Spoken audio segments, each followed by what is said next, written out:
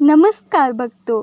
जो कृष्ण का नाम लेकर श्री कृष्ण उसे बचाने हर हाल में आएंगे।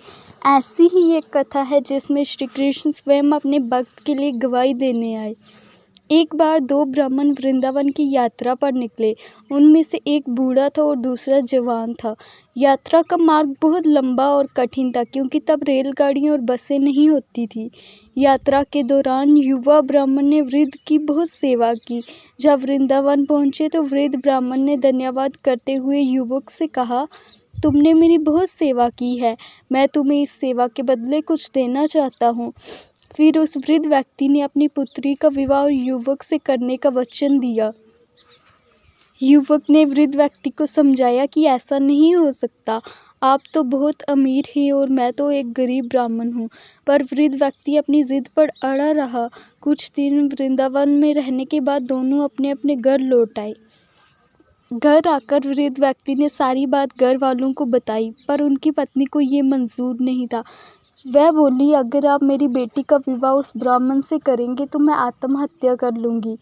कुछ समय बीतने के बाद वह युवक ब्राह्मण वृद्ध ब्राह्मण के पास आया और उसको उसका वचन याद दिलाया, पर वृद्ध व्यक्ति मौन था। उसे डर था कि अगर उसने अपनी बेटी का विवाह युवक से कराया तो उसकी पत्नी अपनी जान दे देगी। वृद्ध व्यक्ति ने कोई उत्तर नहीं दिया, पर वृद्ध व्यक्ति के बेटे ने ब्राह्मण से कहा, तुम झूठ बोल रहे हो, मेरे पिता ने तुम्हें कोई वचन नहीं दिया था।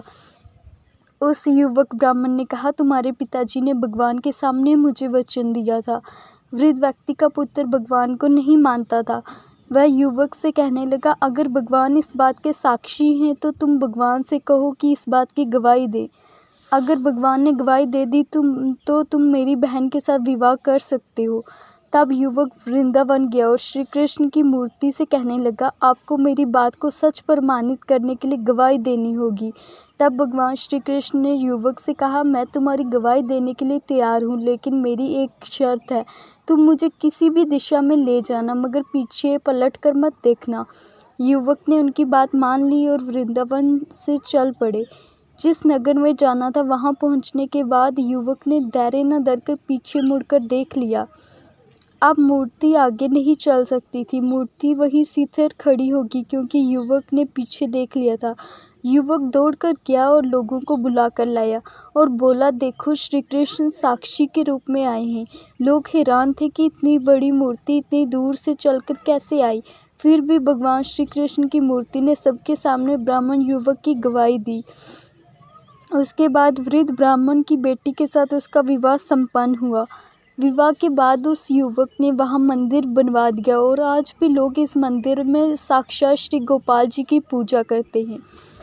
ऐसी ही और वीडियोस देखने के लिए चैनल सब्सक्राइब करें। जय श्री राधे कृष्ण।